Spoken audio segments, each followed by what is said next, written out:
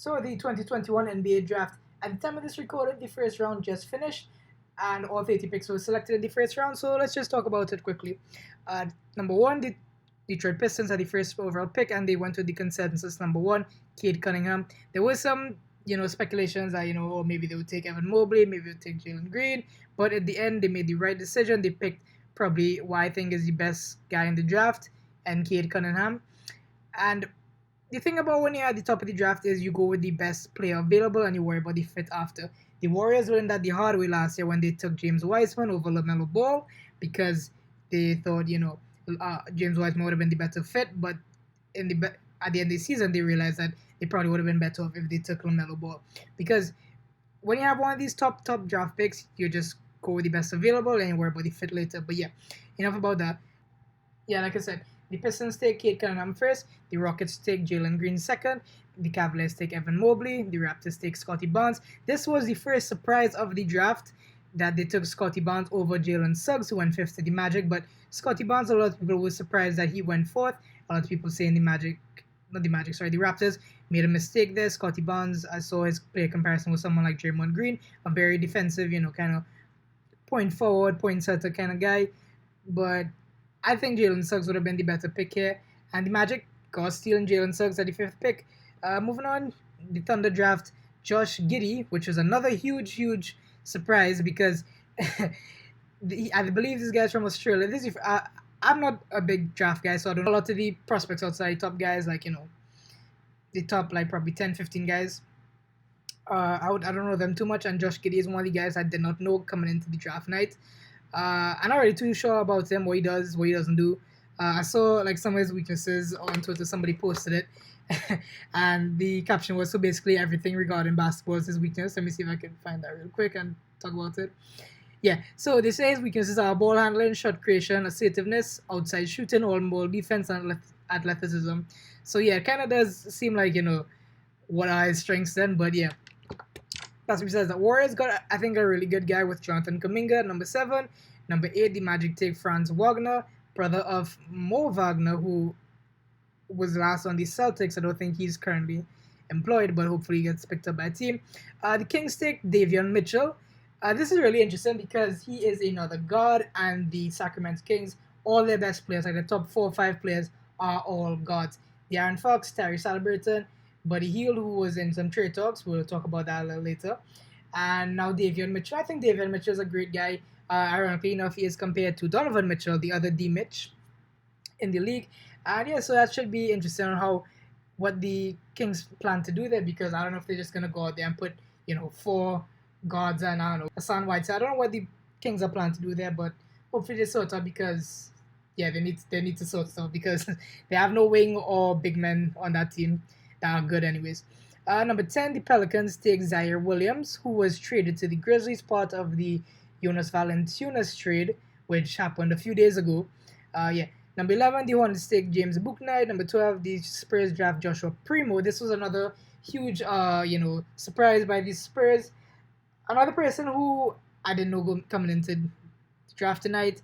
So yeah, that's something to note. Hopefully he works out good. The Spurs typically do have a good history of drafting. You think of Tim Duncan, Manu Ginobili, Tony Parker, those guys. So yeah. Number 13, the Pacers take Chris Duarte. Number 14, the Warriors draft Moses Moody, and that was really the lottery there. But number 15, the Wizards take Corey Kispert, who I've heard good things about him. He should be someone to keep your eyes on. Going down further in the first round, Usman Garuba out to Real Madrid. Good football team, good basketball team. He gets drafted to the Rockets there. I believe he's currently at the Olympics with the Spain squad, which is something interesting. So he wasn't even there tonight, but yeah, he's someone to look out for as well. Quentin Grimes is someone I've heard a lot of good stuff of as well. He was taken by the Clippers but traded to the Knicks, and there were just so much crazy trades going on left, right, center. One thing that is to note, the Lakers took Isaiah Jackson, and he was traded to the Wizards because of a trade we'll talk about just now. And the Wizards trade him to the Pacers to get Aaron Holiday, the brother of current NBA champion Drew Holiday. I'm not really sure what the Wizards are doing right now. I will talk about them in a minute, but yeah, let's just wrap up the drafts here. Jaden Springer, another guy I've heard good stuff of. He goes to the 76ers at number 28. The Nets get a relatively good big man in Darren Sharp, who was taken by the Suns but is traded to the Nets because of a Landry Shamet trade. In the second round so far, I haven't seen anything surprising really. Something to note, my Miami Heat don't have any draft picks, so I'm very sad. Another thing to note is that for the first time in a long time, we don't have any high New York Knicks draft picks, which is also kind of sad because we don't get to see all the Knicks fans go into meltdown when their team picks a bad guy. Think of Kevin Knox, the first person that jumps to mind there, or Frank Ntilikina, another guy that jumps to mind there. But yeah, so now the draft's kind of wrapped up. Let's just talk quickly about the trades that happened. There was a lot of trades, like I said, a lot of small trades. The Jonas Valanciunas trade, who goes to the Pelicans.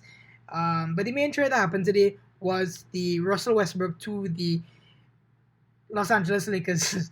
Lost my train of thought there. But yeah, Rusty Lakers. I believe the Lakers sent over Kyle Kuzma, Montrezl Harrell, and Kentavious Caldwell-Pope, as well as their first round pick this year. Like I said, a 22nd pick, which ended up being Isaiah Jackson. And the Lakers get 2 second round picks and Russell Westbrook, of course. I personally don't like the fit of Russell Westbrook on the Lakers. I think it's a bad idea. I can't think of a worse point guard fit for LeBron than Russell Westbrook, a ball-dominant point guard who isn't the best three-point shooter. So I don't really know what the Lakers are thinking. They probably early in the day there was a rumor deal. I think Shams tweeted it that or Woj tweeted one of them that the Lakers had agreed a trade for Buddy Hield, who I think was an excellent pickup because I believe to get the best out of LeBron, you need to surround him with shooters. Buddy Hield is a lethal three-point shooter, and I believe that was an excellent trade they made there. But that fell apart, and Westbrook is now on the Lakers. Like I said, I don't like the fit. You think of the spacing really makes the spacing very, very hard on the Lakers because you think who's it going to be at the starting five? You're going to put Russell Westbrook at the 1, Talon Horton Tucker at the 2, LeBron at the 3, AD at the 4, and Drummond at the 5. That is a disgusting spacing lineup when you think about it. So I hope the Lakers figure it out. Would they flip Russ later in the season? Maybe at the trade deadline. Who knows? Probably not. But I really do hope the best for the Lakers. It would be nice to, the storylines, the narrative, if, the Lakers and Nets meet up in the finals, because, it'll be Kyrie, KD, and James Harden against LeBron, AD, and Russell Westbrook. I know there are storylines going all over the place, with KD, James Harden, and Westbrook on the Thunder, and, Kyrie and KD, Kyrie and LeBron, who had their pass on the Cavs as well. So yeah, that's just really it. My kind of, I want to make this short, but it ended up being 9 minutes long. Wrap up of the 2021 NBA Draft Day and how everything went. I recapped the lottery pick and some other notable picks.